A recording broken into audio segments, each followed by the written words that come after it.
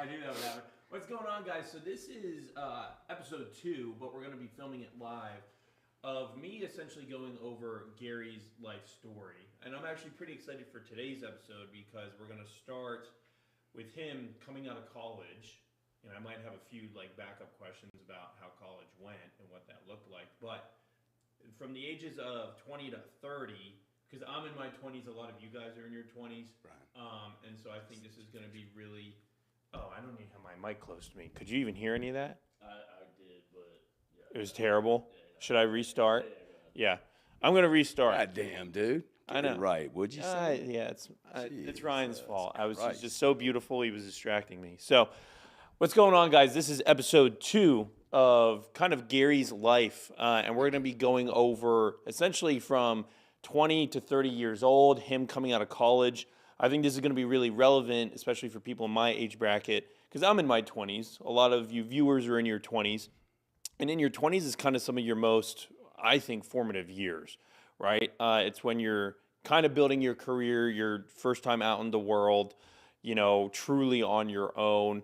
And so I'm excited to kind of sit down with you, Gary, and kind of go through some of that timeline. I know last episode... I'm scared. You should be scared. If you guys didn't watch the first episode, you need to go back just so you know where we're starting from. We covered in about an hour, very broadly, Gary's childhood, you know, his parents, his siblings, what it was like growing up in Louisiana, especially in one of the biggest cities when it comes to oil refineries, right? It's an oil refining city. Yeah. So, yeah, tell me first, let's start coming out of college, how did you even feel about college? I don't even know. Where did you go to college? I went to college in Lake Charles, Louisiana, a place called McNeese, M-C, capital N-E-E-S-E, McNeese State University. Okay, so it was a state university. Yeah. So kind of like the local place where everyone goes. Yeah, that's right. And it was good? Yeah, I mean, was it good? It was college. Did you and Grant go there? I learned how to chase girls. And Is that a part of the curriculum? that was most certainly part of my curriculum. I was extremely bored in high school and college. I did not find it very fun. I've never belonged to those clubs, the sororities and the fraternities. I'm just not that guy that wants to go to a big community thing.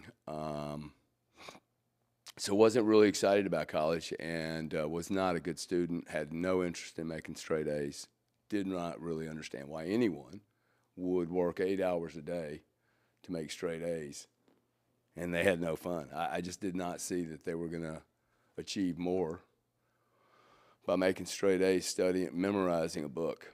I didn't really get that. So I had two really great classes. One was Economics 101.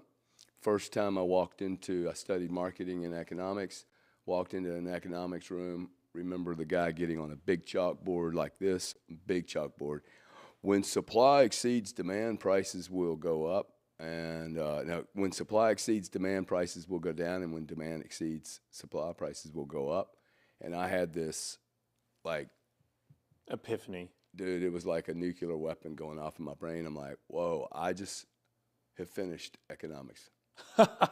Yeah. Literally do not need any more economics, and that would go on to become the key principle by which every business I've ever done was based on that one maxim.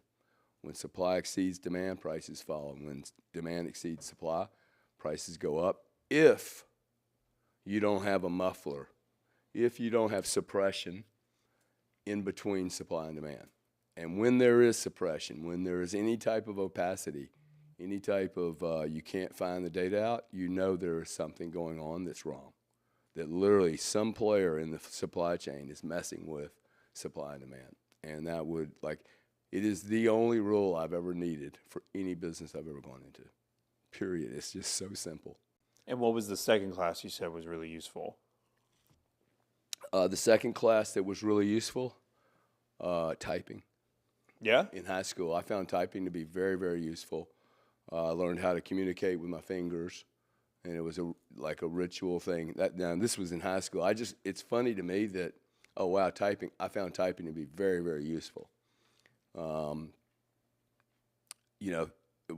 am I saying? I think it's all the classes that I found useful were those classes where I was having to do something and that I could apply it. The other stuff was very theoretical. Marketing, I just found it to be very, very painful. Like we weren't doing anything. We were just wasting a bunch of time. So, but big football school, big party school. I mean, Lake Charles, tons of refiners in Lake Charles. Now it's the LNG capital of the United States, and a big gambling hub for the tech people in Texas. But as soon as I left, I didn't even go to graduation. I had no interest in going to the whole graduation thing. You there full 4 years? Yeah. And what Did was 4 that, years. 18 to 22, 21? I got out in 81. So I think it's 77 to 81, something like that, 4 years. Could not wait to get out. The moment I finished, I'm just like, okay, I think 3 days later I was in Houston, traveling down to Corpus Christi to start my first career. And what was that? That would be, so right out of college, I tried to do I took these, when you're going, the consulting counselors send you these tests, and I took the test. You should be a salesman. Well, I've never been a salesman, never was a salesman. I don't know how that really was very helpful for me. You spend 4 years in college, then you spend 4 years in high school, and then be a salesman. Like, well, maybe I could have done this right out of high school, right? Yeah. And they didn't give me real direction. I mean, go and do this.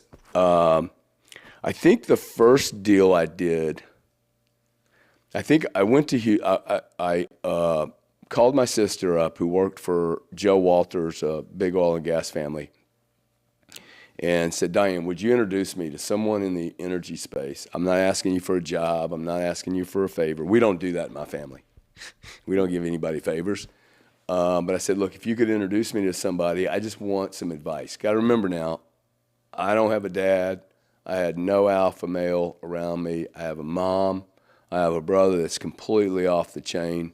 He's selling. He wasn't at school with you? No, he was, but he's selling drugs. He's in trouble. He's got a drug problem. I've got a drug problem. I'm partying my ass off. And I just knew I needed to get the hell out of Lake Charles, right? It was just too small for me. Piece of advice for anyone. I believe one of the great tricks, one of the great, life hacks? One of the great life hacks is as soon as you are 16, 17, 18 years old, leave home. Leave home, leave your village, leave the community, leave your girlfriend, leave your mom, your sister, your brother, your dad. Anything that makes you comfy, you got to just walk away from it. And then that is the moment I started learning about Gary. I no longer had Grant to lean on, didn't have Grant to go to a party with. I moved to Texas, didn't know anybody, and I had to figure it out myself. New friends, knew everything. I really, it made me a little bit less fragile. You know, there's a great book called Anti-Fragile. I would recommend anyone read this book, okay? If you can become less fragile, how do you become less fragile? If you see how athletes do it, they do it by getting hit and extending themselves and powering through, right? Constantly creating challenges for their body to grow. But the guy that just sits there and does nothing, he's not repairing anything, his cells aren't growing, he's not being challenged. I really needed to be challenged. The more I'm challenged, the more productive I am. You guys can see it too. When you put more control on me, I need control. I need somebody to go, hey, let's do that right now. Otherwise, I will leave it till tomorrow. You saw me yesterday, and you're like, hey, we can just do that right now. Oh, okay, yeah, that's true. It's just it's a flaw in my thinking, right? But you know the flaw. Oh, I know. Right? I know it's a flaw. I tell you, hey, just push me into doing it, okay? I didn't always know that. But when I asked my sister, hey, could she introduce me? She introduced me to a guy named Dan Montgomery. I walk into Dan's office in Houston. Now, I didn't call Dan and say, could you send me an airline ticket? People call me up, hey, man, send me an airline ticket so I can do an interview with you. I'm like, yeah, I never did any of that, dude. I went to Houston. Yeah. I parked my car. I found their building. I went in, and I spent 20 minutes with a guy, and I said, this is who I am. This is my resume. I have no idea what I'm supposed to do. I've got a marketing and economics background, which I'm not even sure what that means. And he said, I'd become a gas buyer. And I had no idea what that meant. I'm like, okay. But cool. He did. He helped you? He was kind of like, hey, kid. No, he actually told me, hey, with your personality, I would go do this. That is what I would end up doing. And I said, would you be so kind as to introduce me to 3 or 4 people? I'm not asking you for a job. Introduce me to a few people, sir. I'll take it from there. And look, I'm not asking a guy for anything, right? Hey, just make a couple of meetings for me, and I'll take it from there. I'm either going to sink or swim. Met 4 companies, and J.B. Bell at United Gas Pipeline ended up hiring me.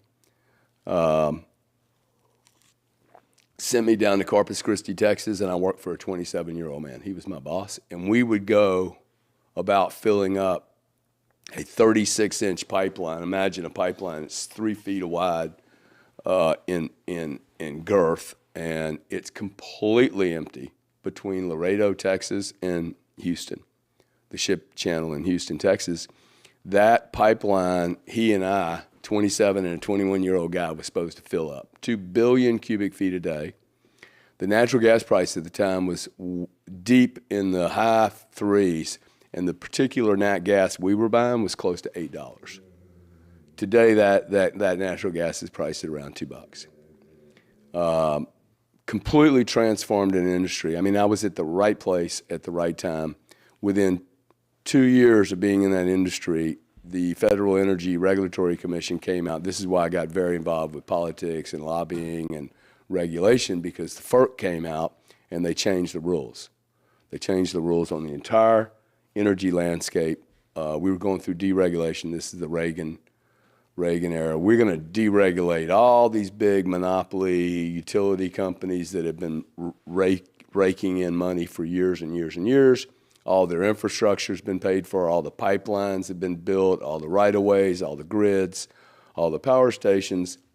Now it's time to open the market up, and that was the revolution of really the natural gas and electric markets in the United States, which led to America being the most prolific energy producer in the world. Really, this deregulation was very, very important. It would prove to be fundamental in my career and be very valuable for what's going on in crypto today, in banking, everything that's going on today in our universe of change. This has all been done before. People ask me, hey, how can you be so convicted in your belief system on what's happening around digital? And it's like, well, I've seen this happen to natural gas and power. If it can happen in natural gas and power, it absolutely can happen to anything else, okay? Because natural gas and power are like key fundamental supply chain products that determine whether or not a country is a first, second, third world country, right? He who has the most energy, no matter what the price is, wins the game, dude. He who has the densest, closest proximity of energy and the cheapest, they most certainly win the game. And America's just in this really unique position of having a lot of technology and a lot of fossil fuel energy that gives it a really unique position in the world. So it was a massively awesome learning experience. At the age of 21, I was able to just really soak it in and saw things I had never seen before, did not learn in college. So I would screw that up about 2 years later, but the message, I think, is I got really, really fortunate to go into a very large industry. Got lucky, didn't really plan it. Like I wasn't smart enough to know what I was doing, but I really lucked into a really powerful, big industry with no background. It would be the last time I would ever show anyone a resume, actually, or a this is who Gary Cardone is. Once I had that job, it allowed me to really leverage into my career. Well, let me ask you about some individuals real quick. So Dan Montgomery, was that the first time and the last time you spoke to that cat? That's correct. Yeah. And it's funny how just someone you speak with once, never again, can be so influential. Yeah, and I still remember his name. Like I will never forget his name. He gave me the 20 or 30-minute meeting. And for you guys, that's all I needed, dude. I need 20 or 30 minutes with somebody smarter than me, and I just needed, and he helped me, right? Isn't that sometimes crazy to think about? I mean, do you think Dan Montgomery has any idea what a pivotal role he played? Well, I mean, Gary's story. I called him up 20 years later and thanked him. Really? Oh, absolutely, man. In fact, there's been a few people across my career that they didn't even know they played a role, right? Like, but most of them, I tried to reach out to them and say, hey, thank you very much for that 20 minutes, right? That introduction. J.B. Bell, the guy that hired me from United Gas Pipeline, I mean. Is that the 27-year-old? No. JB was probably in his mid-30s, running a big company. And, I mean, all these guys seemed old to me. I was 21. They were 35. You look at it and go, 35, running a whole company. JB gave me a shot with his sales team to learn how to buy natural gas. And, I mean, people told me, like, dude, I can't believe you got that job. I mean, most people had to go into contract administration for like 10 years.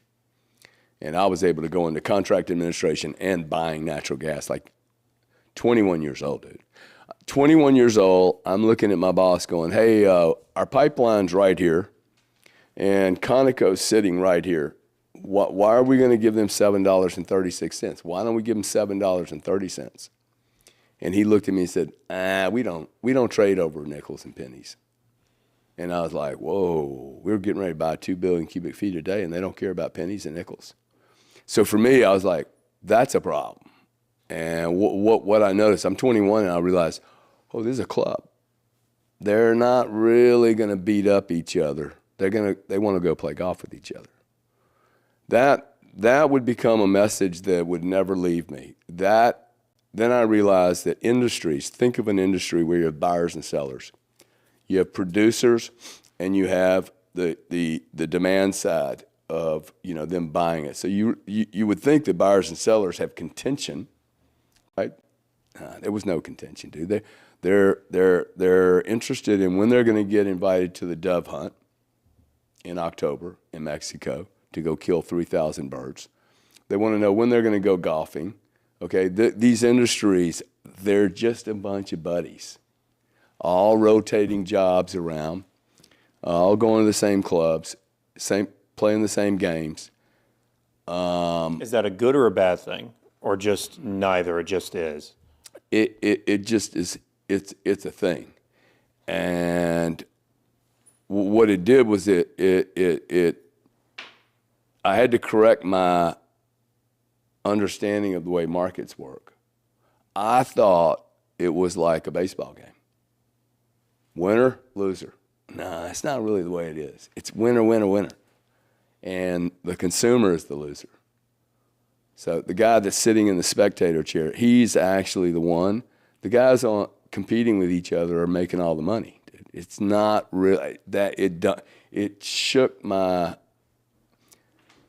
really shook my understanding of the world. I'm 21, 22 years old. I'm assuming that these are the best people on the planet, dude.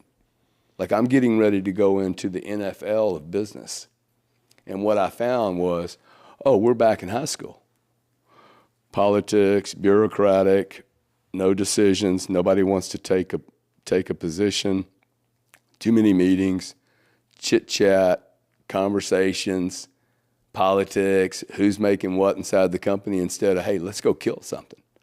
I was just a hunter, man. I thought the world, when I was 21, I thought the world was you go out and you work harder than everybody else and you win because it's a big competition. I just thought the whole thing was a war event, right? Like, finite. Got to remember, man.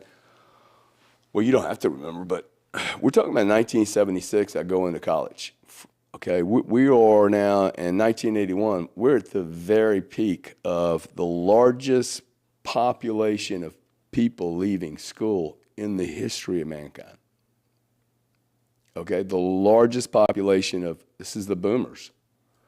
21 years old, you have people flooding the market, dude, in the middle of a monster recession.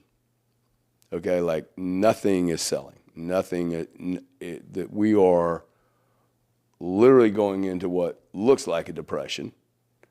This is the 80s that would lead all the way into 2000, right? So you're like, oh, that whole internet bubble. But before that, it was rough. And you have massive population of people leaving school. You do not have globalization yet. And interest rates at 12 to 15%. Like, people are complaining about 7% right now. I'm like, what the fuck is wrong with you people, dude? 7%. I remember when it was 18, 12. I did fine. I have never had a problem building a business in 12, 15% interest rate markets. In fact, I build the case that makes me a much more powerful entrepreneur. I actually think it's one of me and Grant's secrets that we've never been able to just go out markets with FOMO, like with, low interest rates, be able to buy anything with a bunch of money. We've never been able to borrow money, so we've had to be smart about building these businesses.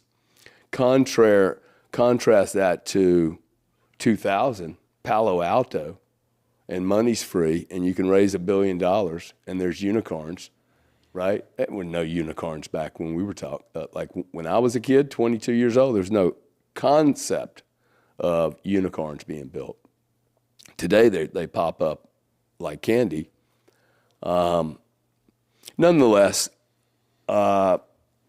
going into that world, I realized, okay, this is a big club, right? These industries are clubs. I was grateful to be in a really cool one. And then this change occurred. When the Federal Energy Regulatory Commission made this change, you realized how ill-prepared most of the people were that had been comfortable. Because this change was like pulling a rug out. Basically, the government came in and said, anyone that signed a multi-year contract with anyone can abrogate it tomorrow morning. So if you don't think that rules can't change in a market, we're talking about billions and billions of dollars between ExxonMobil and Dow Chemical contracts. Do you know what year that was? FERC Order 478, I think, happened in 1983.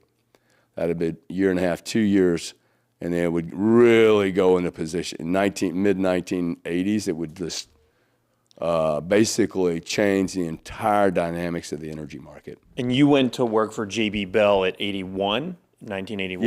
Yeah. So 2 years in, how long did you work for J.B. Bell? Down in Corpus Christi for 2 years until I was 20. I think I probably went there at 24. At 24, I got fired. You got fired? I got fired at 24, 25 years old. It's a long story. I don't even know how to go into it. Grant had gone into, so I must have been at UDCO for 3 years, 22 to 25. Grant got really badly beat up in a drug deal. And he realized, he must have been 25-ish. He realized, hey, look, I'm going to die. My life is like, he was really off the rails. I'm in Corpus, he's in Louisiana. I get on an airplane because I hear he's in the hospital. He got beat up really bad. I'm in a hospital. I get on an airplane to go help my mom and him. Can't even tell half that story because that was a little crazy. But where am I going with this? So Grant gets in a bunch of trouble. He then goes to a treatment facility in Minnesota to get cleaned up. I go to support him 2 or 3 weeks later. And I'm listening to the program. I'm like, hey, I've had like 6 surgeries by now. I'm like, hey, you know what? I need to listen to this drug program. I do not need to have a drug problem. So I stayed in the program. I literally checked myself into the program and said, hey, I want to spend 30 days here because I had done enough drugs that I'm like, hey, this is could be a problem, right? My issue was I'd had enough surgeries that back then the way they gave you drugs was pretty loosey-goosey. It was pretty heavy duty. I didn't know you had 5 surgeries by the time you were 25. Well, so when I was 7, I had 2 surgeries. Between 7 and 9, I'd had 2 surgeries. I had to change from being left-handed to right-handed. Talk about anti-fragile, right? Like I grew up being left-handed. I'm actually now just starting to think, hey, my whole life, I grew up being a left-handy. I had a physical bone problem that would not allow me to do that, have this big surgery where they cut bone completely out of my left elbow. I'm a young boy. I'm 7 years old, very active, baseball player, got a twin brother. I have to now learn how to throw right-handed. Have a man, my dad now dies, I have a man named Tony Monaldo who would become a mentor of mine. He would teach me how to move from being a lefty to a right-handed. I mean, that is a big adaptation for a 7, 8-year-old kid, man. I'm not like, oh, poor me, right? But it was a monster challenge. If you want to play baseball, you got to figure out how to play right-handed because you cannot throw the ball anymore. My arm was torched. And so do 2 surgeries there, and then the surgeries they did back then, they filled me with so many antibodies that it had tertiary effects on other parts of my body. So 2 or 3 years later, I'm having massive intestinal problems, okay, because they have dumped so many antibodies into my system. I must spend the years 9 to 16, 5 surgeries, And then at the age of 18, I get in a major car accident, break my leg in half, and I'd probably spend 3 months in a hospital. My leg was completely in half. Another botched surgery, they put a big old titanium rod in the middle of my femur. 2 years later, I'm like, I know this thing. I can feel it in my body. I keep going back to this doctor going, hey, get this thing out of me, dude. He's like, no, it's impossible, it's impossible, it's impossible. You should not be feeling that. But I was a very late mature, and the bone had grown around this big old rod. Rod was this long, dude. It must have weighed a pound. And they went in, it took them 4 or 5 hours to get it out. As soon as they got it out, the pain, like I don't like having foreign objects in my body. I can feel them every time. I've got tons of metal sitting in my body now from accidents and shit. But that would be the first, like, to 20 years old, I'd had 5, 6, 7 surgeries. So that led you go to visit your brother in rehab, and then you're like, I should do this too. Yeah. Because of those experiences. Yeah, that's right. And I come back from that, and the man that ran this company, not J.B. Bell, I don't think they liked that I went to a treatment center. I think this company was like, ooh, he was extreme. How did you do that? Did you say, hey, guys, I'm taking a month off? Yeah. I said, hey, you know what? This is important. Anyway, I came back. I did what I was told to do on some expense accounts, and they let me and another guy go for expense account manipulation. It was, Gotcha. Lunch or dinner or something. So they knew, they were like, we want you out. Literally, that my boss taught me how, like the expenses, this was just the way people did it. Anyway, I get notified, hey, we're going to let you two guys go. I still believe it was about me going to that rehab center. How soon after rehab was it? Months, dude. So I'm 25, 26 years old at the time. I'm now in shame, okay? I've now gone, I've confronted that, me and my brother did way too many drugs. I've confronted that, hey, I could have a problem here. I'm clean. I come back. I'm like, got my life together. I know what I want to do. I lose my job. And as I lose my job, I'm like, now I'm ashamed, right? I'm like, oh, wow, God, I can't. And I didn't want to tell anybody I got fired for an expense account problem. Who wants to do that, right? Now, did I jiggle the expense account? I did, based on what my boss told me to do. But you did what everyone else did. Yeah. And so the shame kind of really stopped me. So I was like, okay, well, I'm going to stay in Corpus Christi and I'm going to go get a job. And the first job I started looking for, this is really a cool story to tell people. The reason I share all my weaknesses and challenges, I think people always think it's easy for people. It's not. I don't think it's easy for anyone. I go and start looking for a job, right? And get a pharmaceutical sales job. I go and do their program. I'm lost at this point, dude. I'm like, I just left the greatest job I've ever had in my life. And I studied this pharmaceutical sales job for maybe a month. They tell me I score higher than anyone they've ever seen. I held that job for 3 days. I'm running around with shit in my bag, shit in my trunk, and they gave me a car, they gave me a bunch of drugs, they gave me a contact list. I did the job for 3 days. I said, there is no way I'm going to spend the rest of my life selling drugs to doctors. Fuck this, dude. I am not doing this. And so I moved to Houston, called my brother-in-law up who was working for DuPont, Monsanto? No, the guys that make all the bananas. Dole Banana. He's working for Dole Bananas, one of the major sellers of Dole. He's buying from South America. Yeah. Then he's selling big bulk. Okay, I mean like tons of bananas, freights. I think he probably started getting connections with a bunch of producers, a bunch of banana farmers, thinking that he could buy bananas on his own outside the Dole thing. Bit of a naughty thing. He's dead now, so I can share this story without embarrassing him. So I go to work for him. He's connecting me with his Mexican, South American banana buddies. I start buying bananas. I learned the banana trade.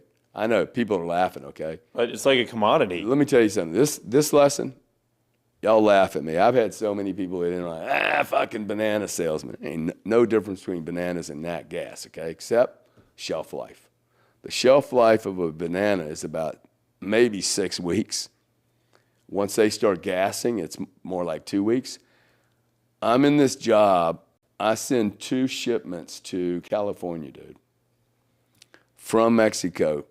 Now, what I don't know is happening in the background. We're buying these bananas, but the Mexicans are turning the refrigeration off from XYZ city to the U.S. border. Then the U.S. border checks, and they check temps, and they check pulp temps and all that stuff. And, there's variations everywhere. By the time these shipments are getting to San Francisco, I'm getting phone calls from people that sound like this. May I speak to Mr. Cardone? Yeah, this is him. My name is Federico Maccalini, and we have 2 freights of bananas, and they're leaking. Like, literally, bananas are just leaking. They're rotten. They're rotten. Whoa. Okay, clearly this cat's organized crime, dude. This is Cosa Nostra. I mean, it's so clear, man. Oh, my God, the fucking mafia is calling me. I sold bananas to the mafia, and this guy's going, how much are you going to pay me to get rid of this shit? I'm like, oh, my goodness, dude. I was expecting money, and now the guy's asking me to pay him tens of thousands of dollars to get rid of a bunch of ripened bananas. One, I knew what I was doing with my brother-in-law was wrong. I knew what my brother-in-law was doing was a little murky, right? And I didn't like it. It went against my ethics, but I did it anyway because I needed a job. When that incident happened with the San Francisco mobster, the next day I went to Jack and I said, Jack, I can't do this anymore, dude. And I literally drove to Houston. I was about 30 minutes from Houston, drove to Houston and walked into almost every energy company and said, listen, I made a mistake 2 years ago. I cheated on my expense accounts, and I went back in the energy space. And I got a job. How old were you? I got humble. I swallowed my pride. I got honest, okay? It's not like it's the end of the world that I had a little expense account issue. And I got a job with a company called Seagull Energy. And still grateful to this day that company hired me. And that job would last about 18 months. How old were you when you first got into 26, Seagull? 26. So I moved to Houston. I'm 25, 26 years old, moved to Houston, start working for this big energy company that owned the assets. I mean, they speculated on popping holes in the ground in the middle of the Gulf of Mexico and finding energy. I began trading their position for them. And it dawned on me very, very quickly that I had no business working for a big exploration company like this, that I needed to be somewhere else. Why? Not your skill set? What was different than when you were at JB Bell than Seagull Energy? Well, I realized I didn't fit in the JB Bell operation either, but I was learning. I learned enough. The exploration piece, I mean, we're in a 80-story building. By every definition, like, wow, Gary has made it, dude. Like, one Cardone has moved out of Lake Charles, Louisiana. He's actually got a career. I think I was making maybe 40 grand a year. Which adjusted for inflation today would be what? I don't know. It was good living for me, dude. Yeah. I was lucky I wasn't in jail. I was learning something. Had a parking spot, right? Big building, man. Mahogany, So glass. you felt awesome. Dude, I was a freaking professional now. I'm like walking around with, lawyers and accountants and like, Chest is a little up, oh shoulders are my a little God, up. Like, hey, dude, everybody. there's meetings, dude. There's free coffee I mean, there's like Diet Cokes and stuff. So I have a big office. My office is probably about the size of this room. Like, I'm like, well, this is fucking awesome. Going into big board meetings, learning protocols of how to behave. But as I became knowledgeable about what I was doing, just looked around and went, wow, these guys are missing so many opportunities. So many opportunities. And the opportunities would get lost in meetings. They would talk about ideas instead of doing things. And there was a company called Natural Gas Clearinghouse that had just formed. And they, funny enough, hired my old boss, the 27-year-old. And in fact, they hired a whole group of people in the early days to safe point themselves. Chuck, who was the CEO of the company, went out and hired guys that were above me, that hired me in the early days, because they were the veterans, right? They were the safe guys in the industry. Guys like me were like unknown quantities. I called Ron Mitchmore up, the guy That's the 27-year-old? 27-year-old. I said, hey, can you get me an interview? He said, oh, for sure, dude. You'll love it here. None of those guys would end up making it, okay? None of the guys they originally Not even hired. Ron? Not even Ron. And it was this club issue. Remember I said, hey, look, I realize this is just a big club. There's no competition. The consumer is the target. He's the product. There's no competition between buyers and sellers in this particular industry.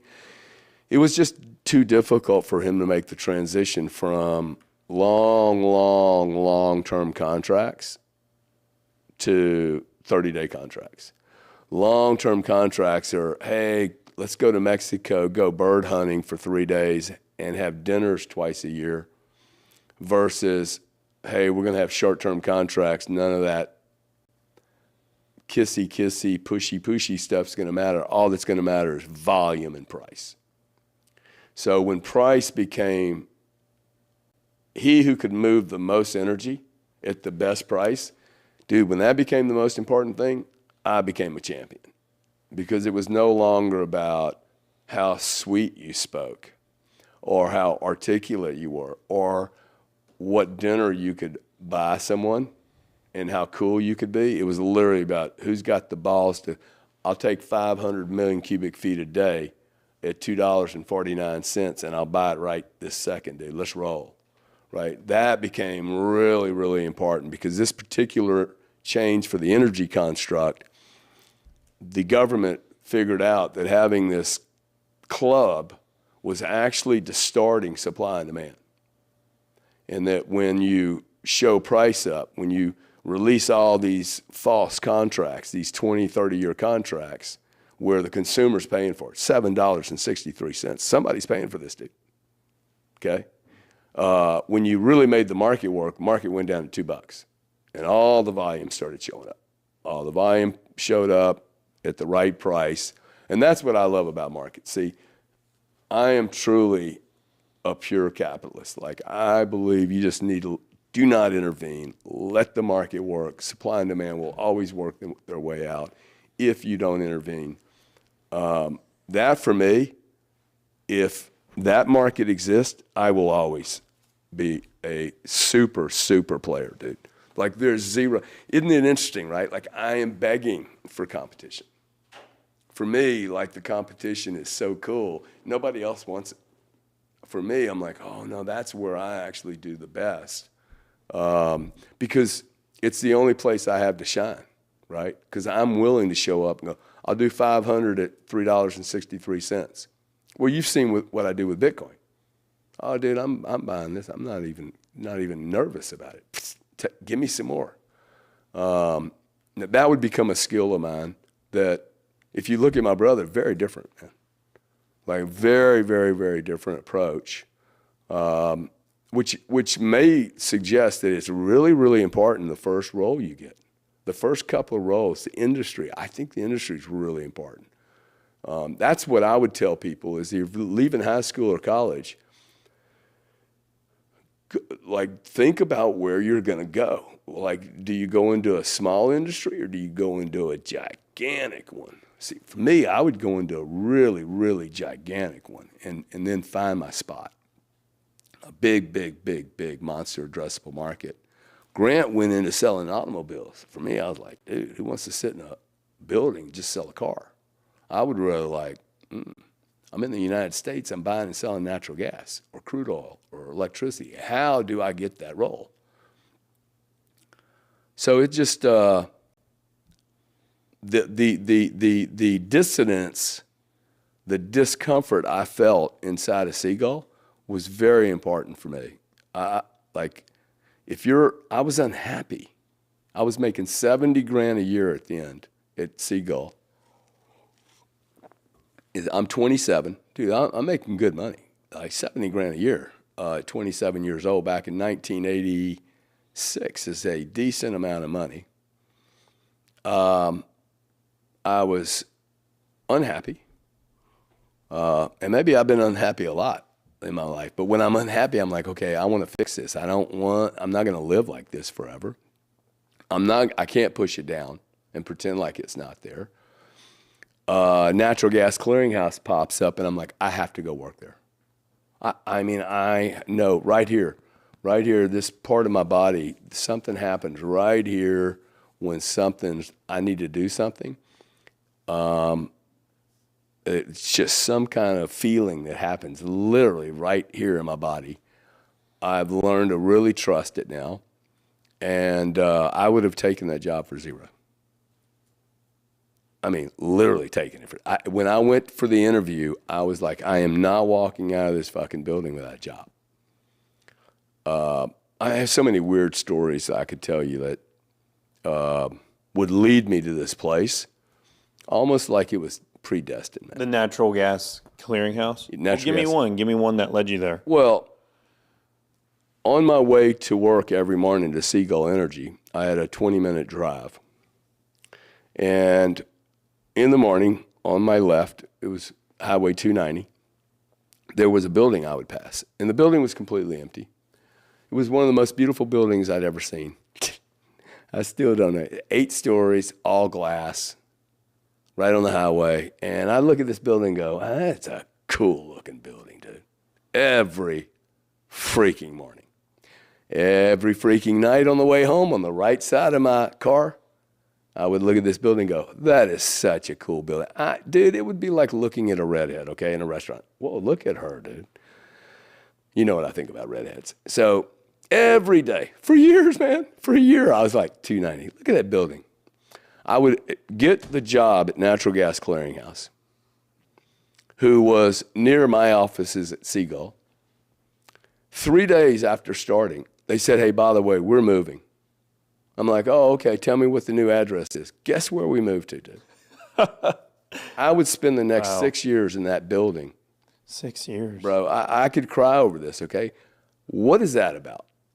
I passed a physical building and kept going, that building is really important to me, and I would end up working there. And they explained that shit to me, okay? Like, I'm either extremely sensitive or have premonition or something else is going on, right? Something is going on that I would have the most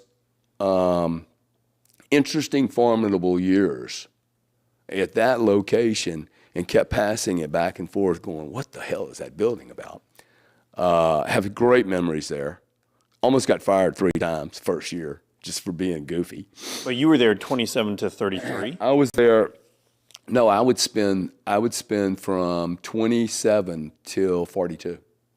Oh, really? I spent 17 years at this company, okay? You guys think that everybody's got to get rich working for yourself. That is absolutely incorrect. I spent 17 years working for Dynegy, made millions and millions of dollars, literally working for a company. Never worked on my own. Didn't have a side gig, okay? You guys, I went to work for one guy. I didn't make any money doing other shit. I didn't make commissions and fees and referral fees and take crap. I worked for a company for 17 years. At 41, I think I sold $27 million worth of stock and walked away from 100. $1 million worth of stock options. I'm like, these are never going to be worth anything. That was true. But that would lead me to, one, becoming brilliant at what I did. Like, because I joined the right team. See, I joined like a super baseball team. I didn't even care if I was going to be playing every day, dude. I just wanted to be on this team. I was okay being on the bench. You guys all want to join Goldman. I think that's a mistake, okay? Like, sometimes you join the A team, the B team, the C team, you'll get more play. My daughter, 17, my oldest daughter, when we put them into school, she's like, I'm going to go for, this is the problem with being from a, overachieving family. These kids think they got to overachieve at everything. I'm going to go into varsity soccer. And we're in the middle of a divorce, so I can't really have any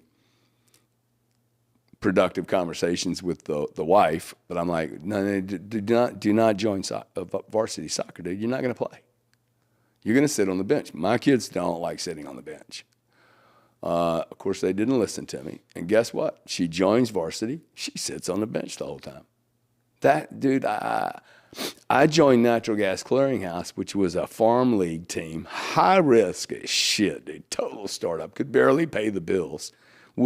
Got lucky enough that we turned into a Fortune 30 company in 6 years. $30 billion, dude, in the 80s. That was real money, dude. That was a real unicorn. That was before unicorns were unicorns. They were just fairy tale stories before that.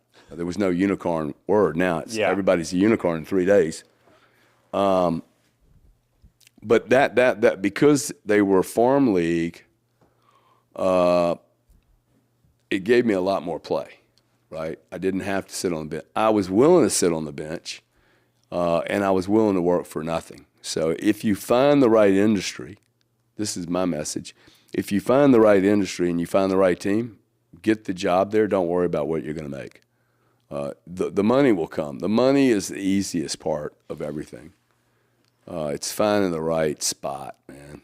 Really finding the right spot. So that would allow me to become, one, I built their entire Gulf of Mexico position.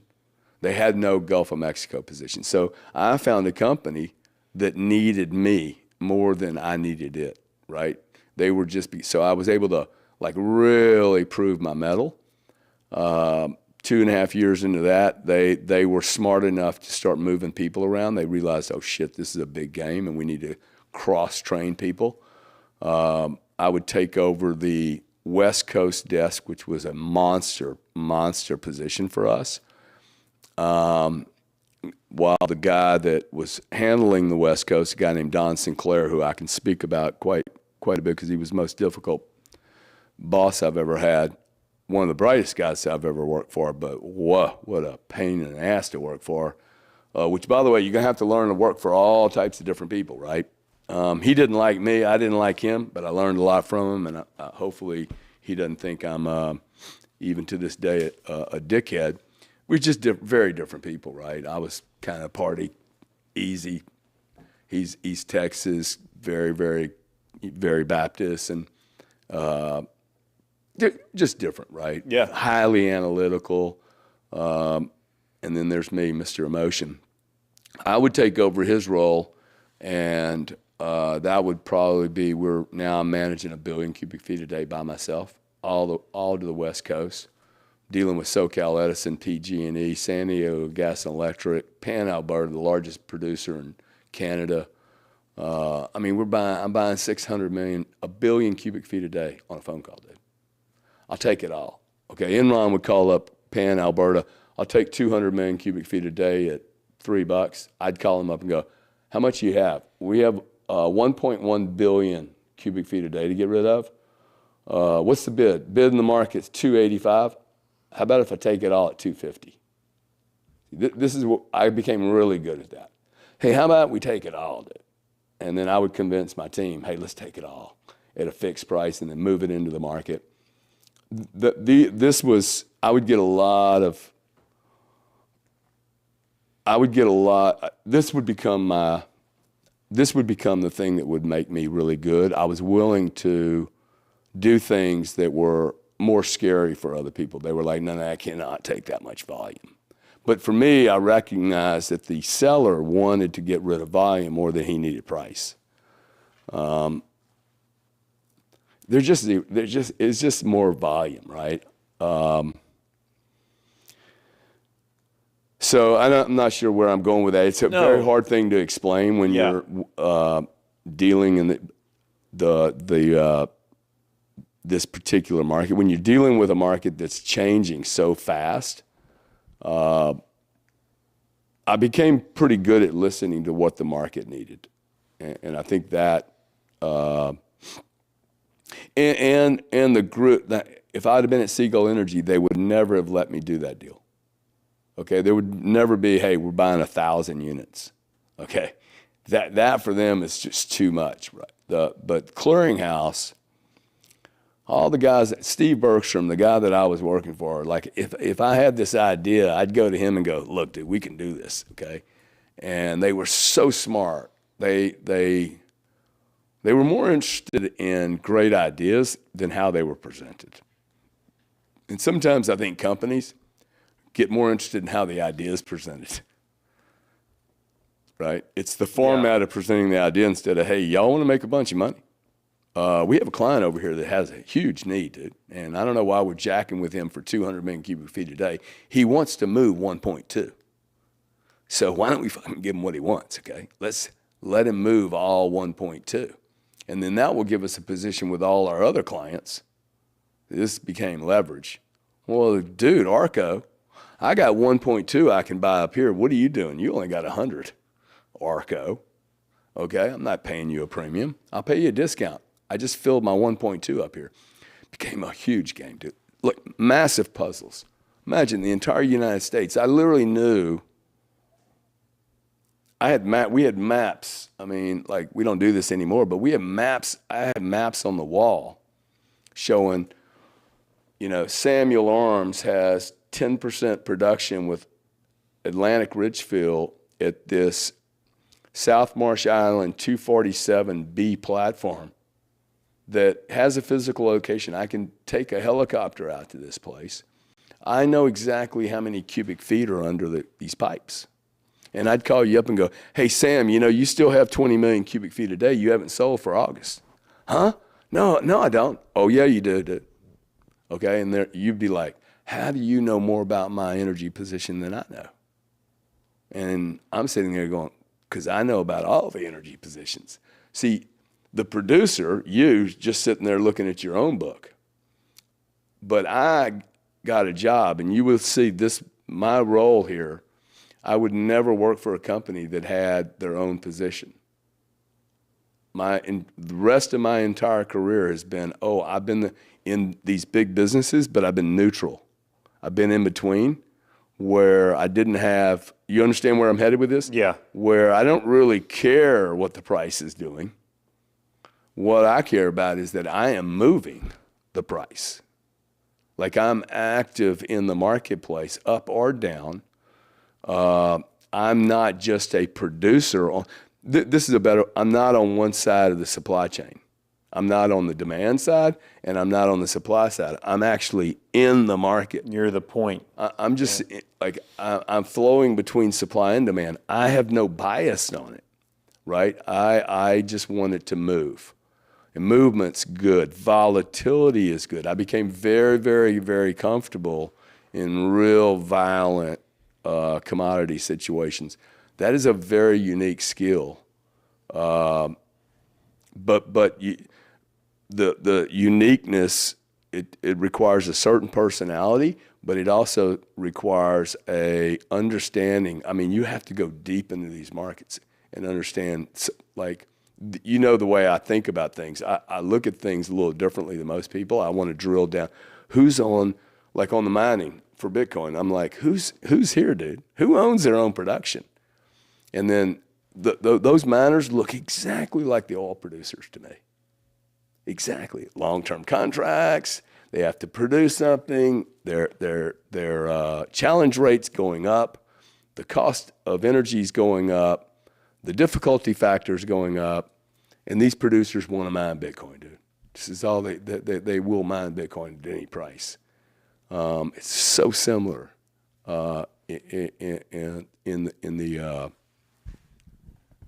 it's so similar to see these industries evolve. So just at 27, I'm literally watching an entire industry, $1 trillion industry, undergo massive, profound changes, and I was able to be at the very heart of it. Probably 100 different men who helped shape that whole industry. The education for that was, I would have paid millions for that education. So to me, the only message I'm trying to get at is find these industries that are undergoing massive change and throw yourself deep, deep into it. I would have never lost my job, ever. I had a job forever, man. Now, I got bored with it after 17, 20 years. And that industry today, this is now 85, what are we? This is 40 years? 40 years, right? That industry's still evolving. Like, grossly underestimated how much change that freaking industry would undergo. And still today, a buddy of mine, the guy I work with, Steve, they just bought a business for $25 million. He's the chairman of the board of Williams. Business has been sitting there for years with a company, never making any money. They picked up this little marketing company for $25 million, make $250 million the first year. Wow. Just different management, dude. Different guy looking at it. Well, tell me. Amazing, though. After 40 years, the same guy that had done it before was able to turn 25 into 250. He's 65 years old, dude. What's his name? His name's Steve. He's the smartest guy I know. Tell me more, because he would become the great mentor for me. Steve would be. Steve would be. Oh yeah, he's the guy that hired me at Clearinghouse. He actually is the guy that not only hired me, but he's the guy that kept me, because there was a couple of people there that really wanted to get rid of me. They thought I was a problem. Thought I was a problem because I wouldn't put up with their shit. I want to talk about, because we're staying from 20 to 30. Yeah. And of course, so answer this question for me, because this is where I want to get to. I want to talk about what was going on, in your personal life from those years. But I also know, like, as a young guy, kind of your work is your life, right? Especially when you enjoy it. So it makes sense that, like, for Gary, 21 to 27, everything's about me getting started in natural gas. But what are some of the other things that happened maybe outside of work during those years that was like, that was important? Whether it was socially, with your family, with some friends? Yeah, well, this is a story that most people do not know. In fact, I don't know that anybody knows this story, including my brother. But when I was 25, I met a woman named Gloria. She'll love this story, I'm sure. A lawyer introduced me to her. I met her in Houston. Fell absolutely head over heels, dude. Like, just the first time you met her? Oh, first time I met her, I was like, I'm gonna marry this chick.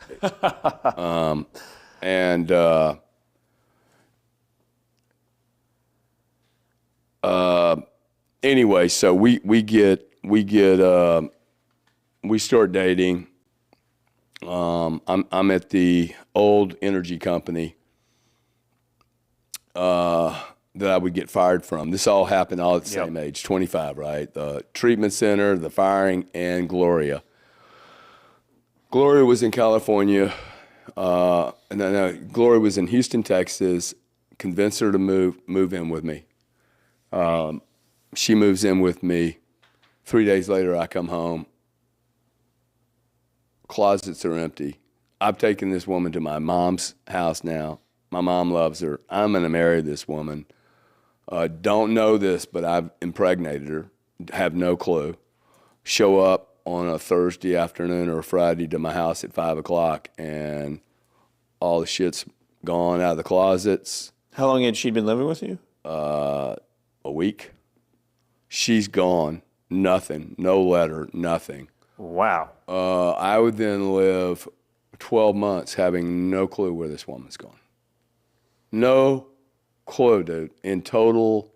How long did you know her? I knew her for probably 7 months. So you meet her, head over heels, start dating. She moves in. Both of us too. Like we're like, I mean, a week within I moving bring her in. to my mom's house in Lake Charles. I don't do that very easily. We sleep in my mom's house. Did your mom like her? My mom loved her. We had sex in my mom's. I probably got her pregnant in my mom's house. And Thanks, Mom. I don't know that. Okay, I don't know that she's pregnant. I didn't get a phone call maybe a year and a half later from Gloria. Hey, Gary. I'm like, huh? Seriously, dude? And we hook up. I fly to Oklahoma to meet her. It's not the same. There's clearly a lot of stuff that's going on. I don't quite understand it. Well, yeah, it's been a year and a half. But check this out, okay? Now, this is 25. At 60, 2020, January of 2021, I get a phone call. No, I get an email from Gloria. I don't even know. I don't have her email. Okay. You hadn't talked to her since you saw her in Oklahoma? I haven't talked to her since. Totally. Since I'm 26, 27 years old. Okay. So here we are. We fast forward 2020. I get hit with a divorce filing in the back of my head. Have no clue. A whole takeover of my company. Okay, like I am in a shitstorm. The likes could make 3 books. My brother's been pulled into this whole shenanigan. 2 children, 2 kids are trying to somebody's trying to take the 2 kids away from me. I get an email from Gloria out of the freaking blue. Hey, I have been dreaming about you nonstop. Are you okay? I think you're in trouble. I'm like, whoa, dude. Nobody knows I'm in trouble. This hit me in the back of the head. I had no clue this shit was happening. And I'm looking at this letter going, what the fuck is this, dude? Like, this is bizarre. I call her up and go, hey, what's happening? She's like, dude, I've been dreaming about you. Like, you're in trouble, aren't you? And I was like, whoa, this is weird. So anyway, that for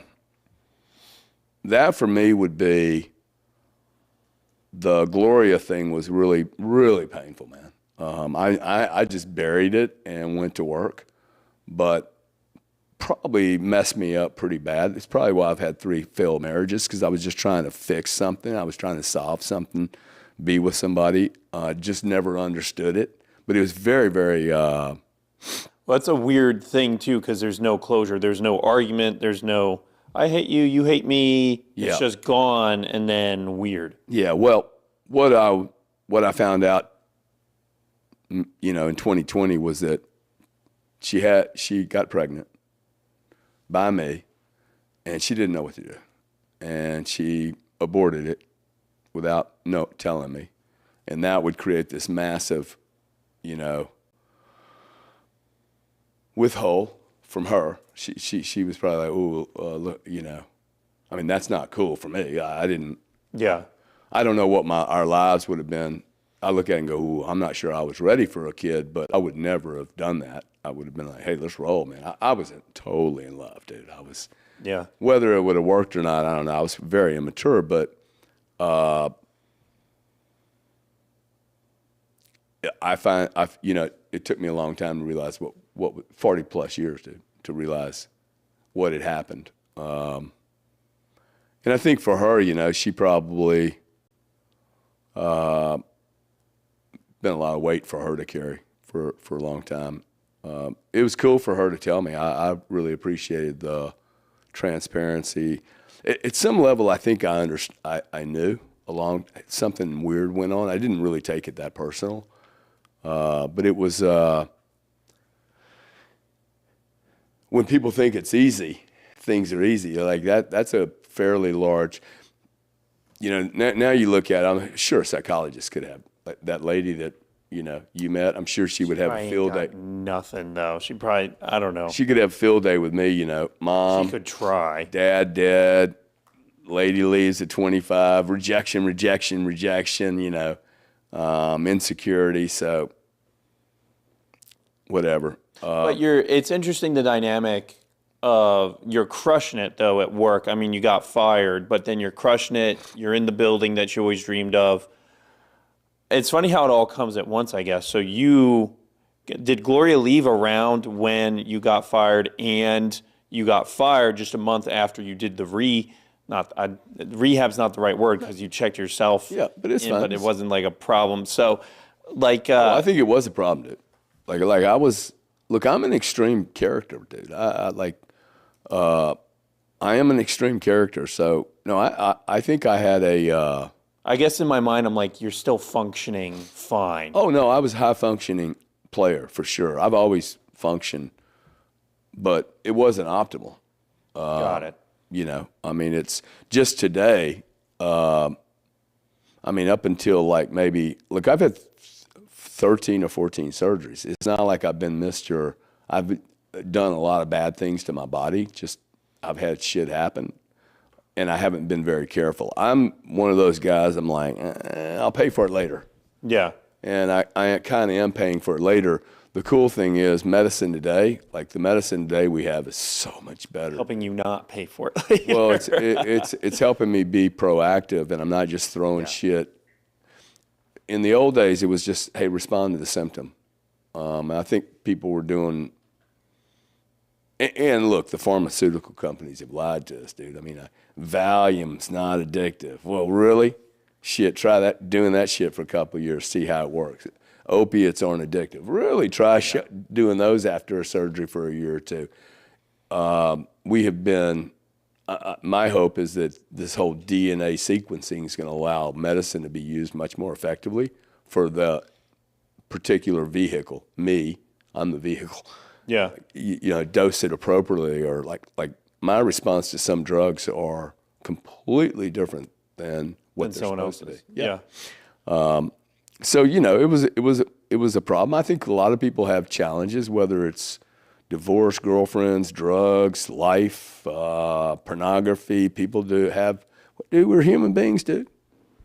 Like we're human beings, and I'm not any different than anybody else. I have desires and wants and insecurities just like everybody else, and that shows up in spades when you're a kid. And then it shows up in spades if you don't fix it when you're a kid. It really shows up when you start making money. So did Gloria set a bar for you when you were dating other women? Clearly not. Did she set a bar? Like if she was that influential and you were like head over heels, you know how some people are like, you compare whatever relationship you're in now to how you felt at a specific moment? Or was Gloria just another relationship? Like how impactful was that for you when you were talking to women thereafter? I don't know the answer to that question. I know this is that I've never approached having a relationship the same way I approach business. And that would explain to me why I've had so many failed relationships. Because I've never had a failed business. But your business is, where you operate in your business is, you like to be where the market is trying to find the price because you're helping the market find the price. So it's very in flux, almost chaotic, because you're the one bringing it together and saying, I'm setting the price, right? You're kind of the market maker. How do you do that with a relationship? And I guess in a relationship, you are the oil producer, right? Like you're just the buyer and the seller. There's no in between, right? Which is where you thrive. So does that make sense? Or am I just totally out there? Because I'm trying to think, if you're trying to treat a relationship like a business, I don't know, given how you treat business, you can treat a relationship that way. Well, by that I mean, when I go into just the business we're doing right now, I haven't really gotten an idea, hey, where do I want this to end, right? What is the mission? At least with the other businesses, I took the time to write down, hey, this is what I'm doing. With the relationships, I never took the time to say, hey, this is the mission of this relationship. If I had, I would never gotten married. Any of the times I wouldn't have got married. Because you didn't know the mission, or the mission was bad? Didn't have a mission. I was responding to being lonely. I was responding to other people had relationships that I didn't. I looked funny when I went to parties. I was responding to society, you should be married. Okay? I literally got married because I thought other people wanted me to. And I should probably never been married. After Gloria, I probably should have just been, hey, I haven't met the woman, dude. I just never met that person. And I made decisions to get involved with people that I settled. Every time I settled. And maybe that was out of like Gloria just ripped my face off. Maybe I just created this dysfunctional response. But if I would, like if I ever have another relationship, I'm going to approach it differently than I think, than how I did it. Because I think that it's very difficult for me to say, hey, I haven't had any failed businesses and I always use the same tools, but I wasn't able to do that in a relationship. Why wouldn't you just apply the same principle of mission? What do you want? What do I want? How do we build this together? I'm not sure I should. Like, maybe I'm not one of those guys that needed to be married. I'm glad I had children, but I wish I would have been more comfortable being alone.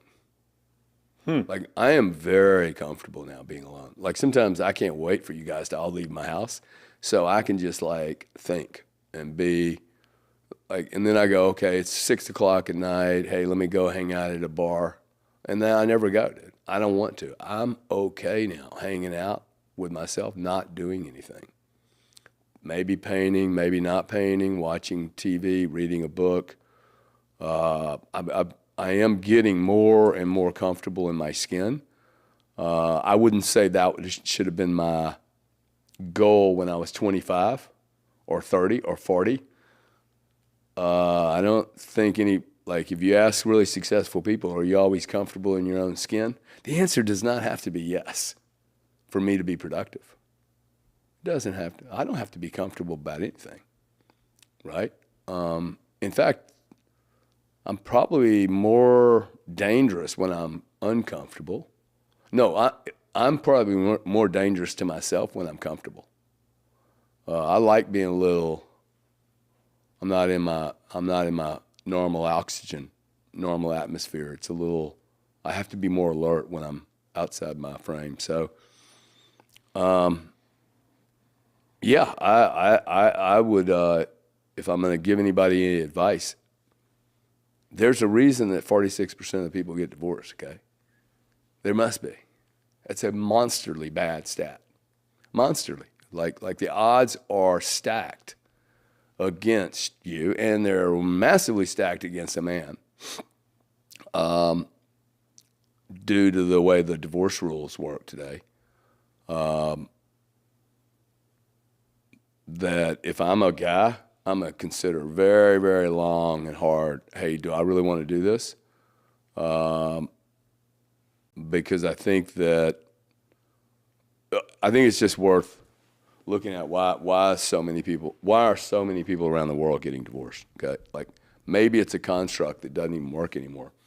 I personally love the idea of having one person to hang out with. Question is it really achievable in a world that's going so fast? And can it happen for long periods of time? Because, you and I to come together and do a business for 5 years, we can keep our trajectory very similar. But let's say that you and I are married and we make $500 million here. And I might look at this and go, wow, $500 million. Look, Sam, I can go fishing in Montana for the rest of my life. I'm kind of done here. And you're like, no, dude. Remember we were on this journey, but I've moved just 1 degree, dude. Okay, well, you go 365 days, 1 degree, all of a sudden this tiny little change between these two married people starts deviating. 20 years, 30 years, 40 years, 50 years. All of a sudden, You're 62 years old, dude, and you're going to Saturn, and I'm going to the moon. We were going such different places. So maybe in the caveman eras, when we were going to live to be 35 and we needed to make some babies, cool. Maybe we needed to be married for 35, right? For 10 years. Today, it's like, is this working? It doesn't look like it's working to me. I'm not sure what the answer is. I think it should work, right? You can't expand the human population if we're only having 1 or 2 babies. That's a problem. And I don't think you expand the population by having, a bunch of sexual people who are just doing whatever they want to do, right? Just complete out ethics. But for me, I was immature, man. I was immature at 25. I was immature at 30. I was immature at 32, 40. And the relationship stuff just didn't work well for me. So I'm not crying over spilt milk, but I wasted a lot of time. I mean, I was probably with 4 women for 30 years of my life, and none of them worked. Kind of a waste, dude. 5 years here, 7 years here, 6 years there, 12 years there. I mean, with this last one, 15 years, dude. 15 years of my life, and you realize, oh, wow, she was only interested in business the whole time. It'd been cool just say that. It's cool. So look, I think the message here is that just because you mess up on relationships don't mean that you can't be successful. And just because you're successful in business doesn't mean you know anything else about life. I think I have so much to learn that, even listening to this, right? I'm like, okay, so who cares? Like, it doesn't sound like, maybe other people make all this sound a lot more romantic and exciting, but I just think there's a lot of cost to being successful that people don't. This is why I say most people are not built to be an entrepreneur or run their own business. I'll tell you a funny story. I'm in England, while we're talking about relationships and stuff, I'm in England building the second business. This was an idea I had. It's 1993. I know I'm supposed to be in England. I know what I'm doing is really, really going to be cool for me. I am married to a woman that came out of Enron named Janice, lovely lady. We should never have gotten married. Nonetheless, lovely lady, still like her. She still likes me. Very smart girl. We're in London. I'm seeing a psychologist with her because she's unhappy. I'm unhappy. We're arguing. And I'm watching these 2 women talk in central London. Saturday morning, it's raining. She's complaining about, I'm just not available. I'm too busy. Our marriage isn't working. Blah. She hates London. And I looked at these 2 women and went, you know what? You guys are both right. Okay, I'm an asshole. Let's get divorced. You go home. I'm staying here. I am not leaving England, dude. I am building a business here. I realized I was married to this goal of mine. I was not married to her. Didn't even care, actually. I was like, dude, I'm done with you. Settled the deal in 1 month. One month. Took her to South Africa, negotiated a deal for an exit.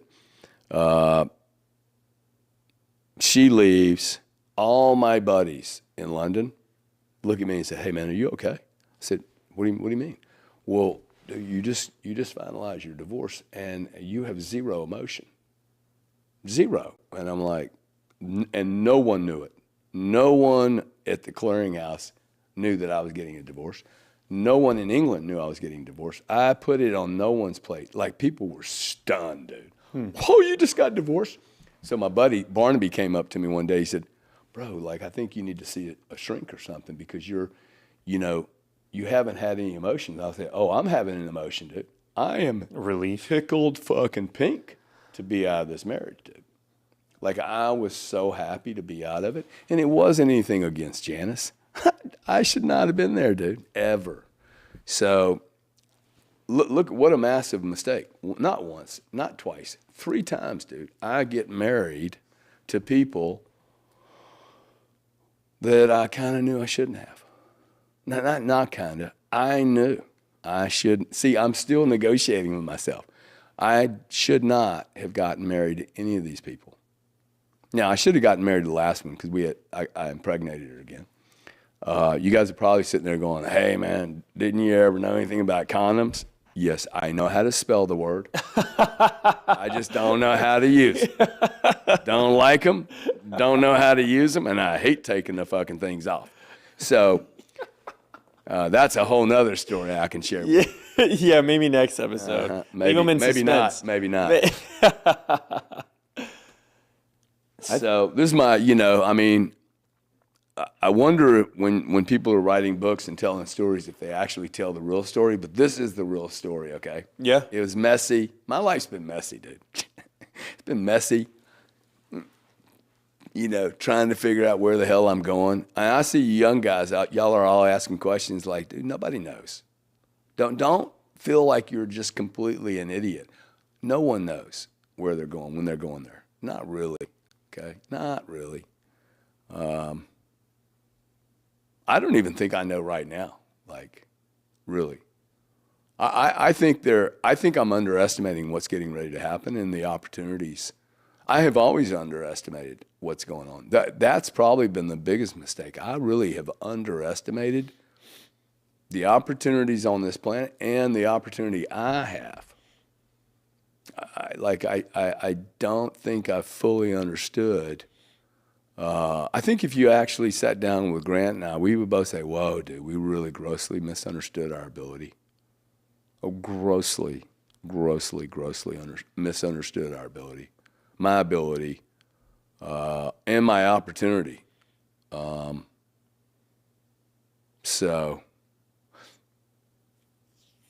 Someone asked me right now that, hey, if I died right now, do I think I, did enough? I think I actually missed the mark.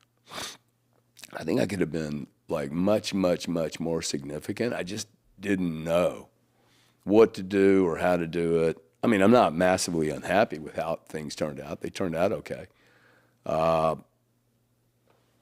I wonder if I couldn't have been, more instrumental, more like, hey, I think I could have been a congressman, right? I think I could have been. The question is, would I have enjoyed it? I don't think I would have. So,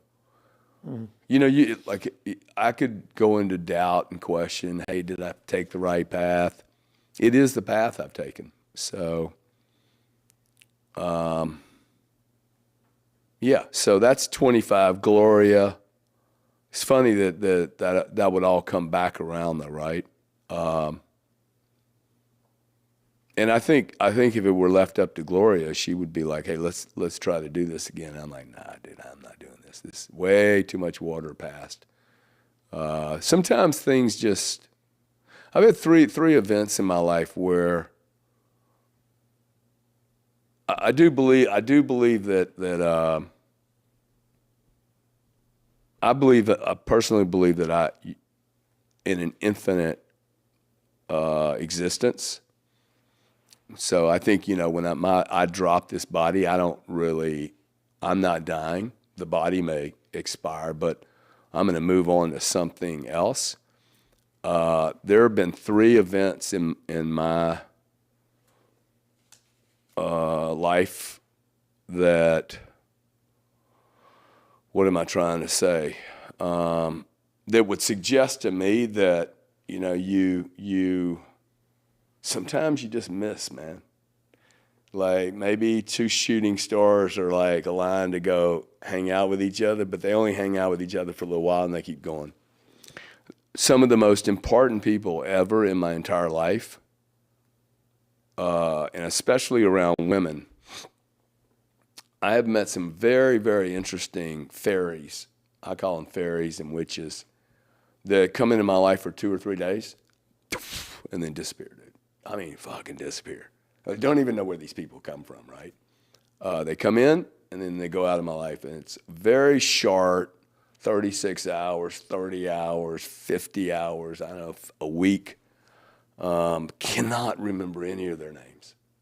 Never. I never remember not one of their names, but I remember them as if I remember them better than I can remember the face of my twin brother. Like, these people were so important to me. They just came in, they smashed me for a little bit, and then disappeared, dude. Like, all kinds of, but three unique entities come in and out of my life.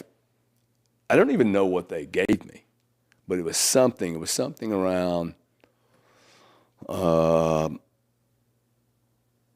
spiritualness, the spirit,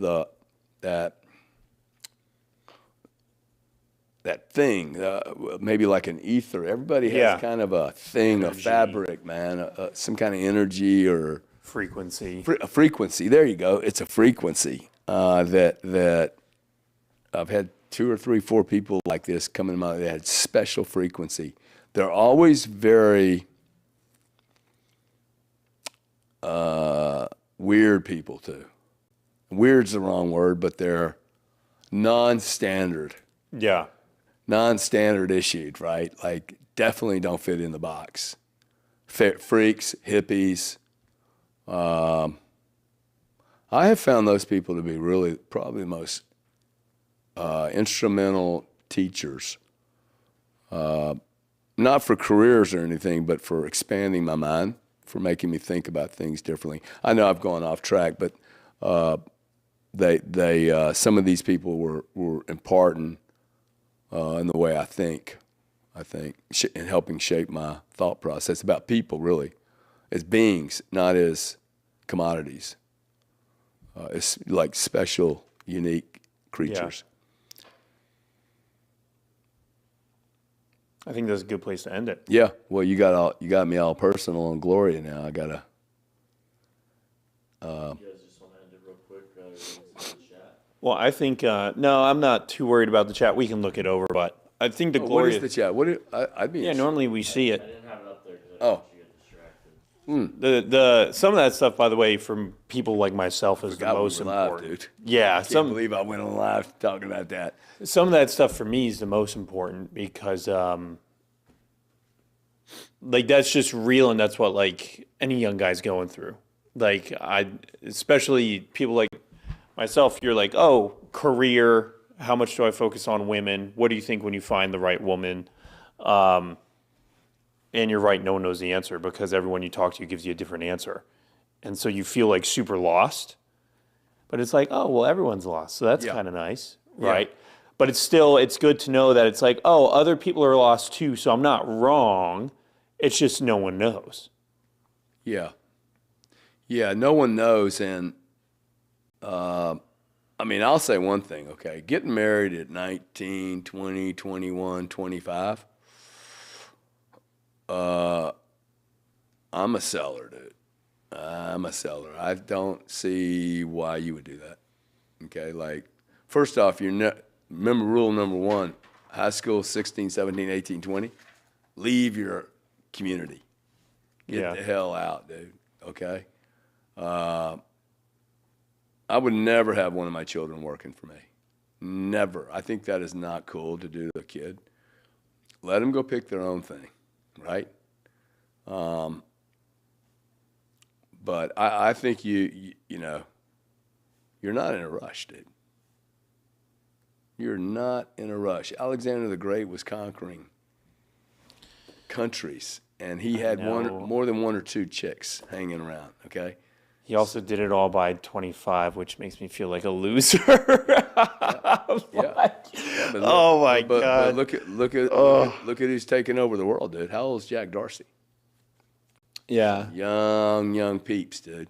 Yeah, some young peeps. So, and your life today is better than Alexander the Great's by a mile. I actually might disagree with that, bro. But I think I'd trade my life to be Alexander the Great. Would you? Really think, yeah. Because who are we talking about right now? We're talking about Alexander the Great. I think I'd choose a short life and to be that guy. I think I wouldn't mind. I think he was sweaty most every day. I bet you was. I like the AC, dude. But they didn't even know what it was. Yeah, well, that's a fair comment. Let's look at some of I the like my comments. refrigerator Yeah. and cold watermelon. Okay, let's see what we got. I did not, guys. Completely forgot that we were live and that I talked about all this stuff. Love is not a waste. Oh wow. Okay. Yeah, most men are unhappy with long-term relationships as there is too many expectations today. No emotion, yes. Would love to talk. Let's see, go back down. John Christie, would love to talk to you. Okay, John, reach out, buddy. Bomber D says emotion is a distraction. Maybe, my friend, but boy, it was a lot of emotion. Oh, it says focus on BTC and ETH. That's what you got. Who cares about Cardone's relationships? What's his relationship with Bitcoin? It's better than anyone else I've ever married. I am fucking married to Bitcoin, baby. She's the best little girl I've ever known. Redhead, brunette, and a blonde packed into a package that never degrades, dude. That's right. Oh, my goodness. Yeah, BTC the Go doesn't want, I think he meant whine at you, and you can't take it anywhere. And you can take it anywhere. They influence your thoughts about it. All state of mind. Meditation and BTC. Great. Yeah, I think meditation is really good. I think people, I should do more meditation. He says, move to Florida, 411 Business Network. John Christie, there's a way, and it actually makes sense, but we've never been taught the right things. Yeah. There's Bomber D, he's 49, he's single, and he's loving life. So don't call him, girls, call me. Yeah. Yeah. See, it's interesting. I would get married again. Yeah. Is that hilarious? I probably wouldn't get married again, but No, I met somebody that had a child, and they were like, hey, how are you with kids? I'm like, dude, I'd be cool with more kids. Yeah. I wouldn't even think about it. Oh, it'd be awesome, dude. Yeah. I think that's the only real reason to get married. Kids are awesome. Is to have kids and grow them up, and then, maybe you guys go your separate ways after 7, 8, 10 years of getting them on their base foundation. Clear. Oh, therapist? We got therapy? Geez. Therapist? Dude, I've done at least $1 million worth of therapy. 20,000 sessions as a counselor has taught me thinking is the key to controlling emotions and actions. Yeah, John. John Christie. Okay. I have done many sessions, John. Many, many sessions. Some of the most fucked up people I've ever met are shrinks. Yeah. Okay? And to help 2 or other 3 of them are my great friends. Dude, they're, God bless you, but you guys are more fucked up than I am. What else we got there? Yeah, go back down Ryan, to got any? I prefer Gary to Grant. I relate to Gary. He is a real dude. Well, that's cool. There's a flavor out there for everybody, man. Gary is the real deal. Much respect for sharing. Thank you very much. What's your number, handsome? What's your number, handsome? Let's see, who's that? I don't know. Reach out to Sam. We'll do a hookup, TW. Yes. You got to go through Sam. Oh, what's your number, handsome? That's so funny. It's funny. I started doing spaces about 9 months ago, and I was like, I think I'm gonna meet the woman of my dreams on these freaking apps. You might. I have some buddies who are married to women they met on Twitter. Is that right? I'm serious. Unbelievable. Let's see, Gary, I'm trying to decide if I should move my savings, 70 grand. Oh, I just realized you just moved the screen up here. I like it. I feel it's the best move. I have a piece of property paid off. I'm in my 50s, starving artist. Well, dude, I'm a starving artist too. What do you ask? I'd move my entire $70,000. If that's all you have to your name, would you put everything Fucking in your bank A, I account? would, bro. I mean, if he doesn't need the cash, if you don't need the cash, let it play, man. Let it play out, okay? Funny what I'm getting ready to do with my Prime Trust thing. I think I'm gonna Yeah, that's right. I think I'm gonna buy a bunch of shit coins with my Prime Trust retirement account. Use it as my swing trading account, which is bizarre. Was this only live on YouTube, or did we go live on X too? Just YouTube. Just YouTube, okay. Farouk Kita, thank you for sharing, mate. I've read Granny's books. I worked in read Grant's books. But Gary is the guy I look up to more and relate to more. That's cool, A1. If you guys follow my brother, make sure you follow me, okay? He's got plenty of freaking followers, 3 million followers. you don't on need YouTube. any more. He don't need any more, man. Y'all come over to the GC camp, man. The young twin brothers camp. I need some love from you bitches. Okay, let's go down here, Ryan, just a little bit, and then we'll close up. This is all the comments. That's This is all the everything, yeah. comments we get from you guys. Yes, I will be in Nashville. I'm speaking in Nashville. We'll have the team here in Nashville. I'm looking forward to going to Nashville, and I'm predicting. I mean, can we just do a little Bitcoin thing? Just real quick? Yeah, of course. We're I'm live. predicting a $50,000 candle on Bitcoin. By Nashville? Yep. Are you serious? Nashville's win. July. When do you think? I think we see a $50,000 candle before November. Before November. Okay. And that candle is going to happen over I'm not saying it happens in 1 hour or 1 day, but it is going to replicate what NVIDIA is doing. Candle before NVIDIA November. did $1 trillion in market cap add in less than 3 months. That is a $50,000 move for Bitcoin. Okay? Like, I would love to bring that chart up because you look at it and you're like, whoa, dude, this is a public stock. It's going to continue to do more. Why? Because it's going to go into the S&P. Okay? Everybody and their brother has to own NVIDIA now. Everybody and their brother's going to own Bitcoin, dude. And it's going to have a $50,000 to $100,000 candle day. You watch. $1 trillion is market cap is going to change. People are going to wake up and go, whoa, dude. That would take you 70 to 120. That is not massive. Think about it that way, 70 to 120. We have to get to 120 at some point, right? It doesn't have to happen over months and months. Yeah. And the volume that's coming into this market right now is substantial, okay? We've had 11 days of inflows. We had a Ryan, you remember, $240 million day yesterday? We saw the largest daily inflows into U.S. Bitcoin ETF since mid-March yesterday. Yeah. How much was it? It's just a chart. These are inflows, okay? These are just inflows, net inflows. 11 days in a row. Okay, this is. And we're seeing countries drop rates, right? We saw Canada drop the rates. ECB has dropped the rates. I keep saying the Fed is literally not even relevant anymore. TW says they're going to 880 million. 880 mil, okay? Close to $1 trillion did. No, close to $1 billion moved into Bitcoin yesterday. Okay? Yesterday. Australia, they had 40 million move into Australia, into the ETF. ETFs popping up like butterflies and mushrooms. So it just seems to me like we are primed, man. We are absolutely primed. You got GameStop, stock Hello Kitty people going nuts. Hello Kitty, that's my kids' thing.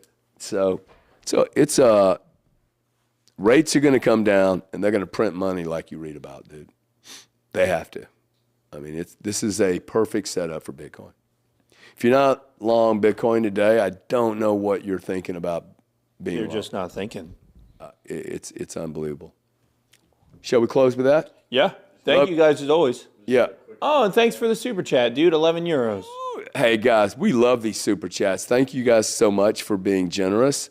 John Christie, go to our Twitter and you reach out to me on Twitter or Gary, and we'll get a hold of you. Yeah. Hey, when are we going to get we got to get some swag in here so we can start giving hats and shit. I know, that's right. Okay. I know, we got to We'll work on that. All right, guys, thank you very much. Hope you enjoyed this. Give us some criticism. What can we do better? What do you want to hear about?